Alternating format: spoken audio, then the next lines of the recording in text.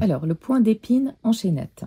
Donc, je prends un brin de rotor du nord que je positionne en deux, que je plie en deux, de façon à avoir ici une petite boucle et les deux brins libres ici, proches du chat de l'aiguille. Dans un premier temps, je vais arrimer mon fil sur le tissu. Je fais passer mon fil en double donc. Je laisse en suspension la petite boucle.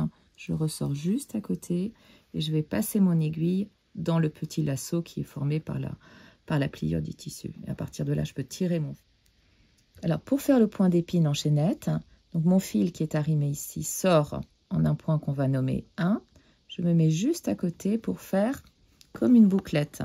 Donc, je laisse mon point ici, mon fil en suspension.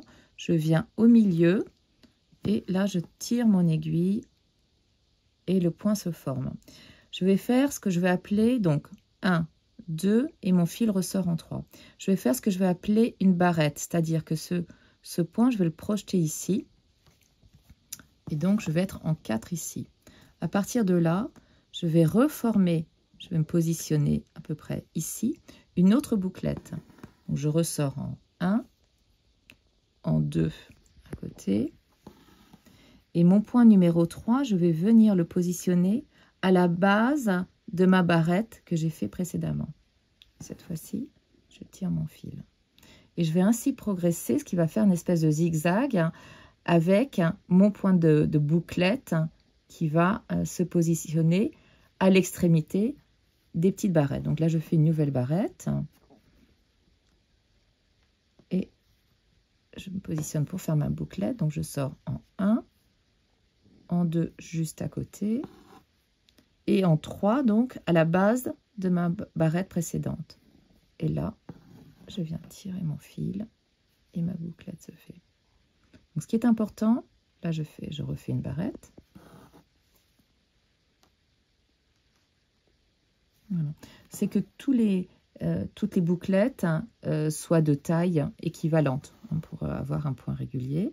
Donc je suis sortie en 1, j'ai repiqué en 2 et je ressors en 3 comme précédemment, c'est-à-dire à la base de la barrette.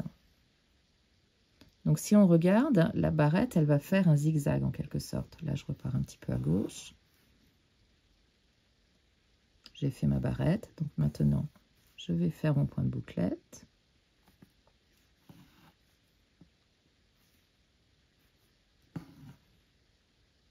Voilà, je le ferme et je refais ma barrette. Donc je rebascule du côté droit.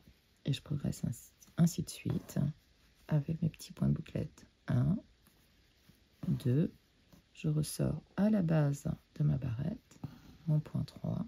À partir du moment où je suis là, je fais ma petite barrette qui est projetée vers la gauche.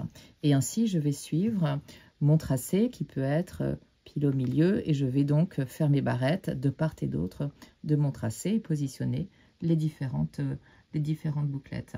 Donc, on peut dire que c'est un point de bouclette avec une barrette qui va être un peu étendue, projetée un petit peu plus loin pour marquer justement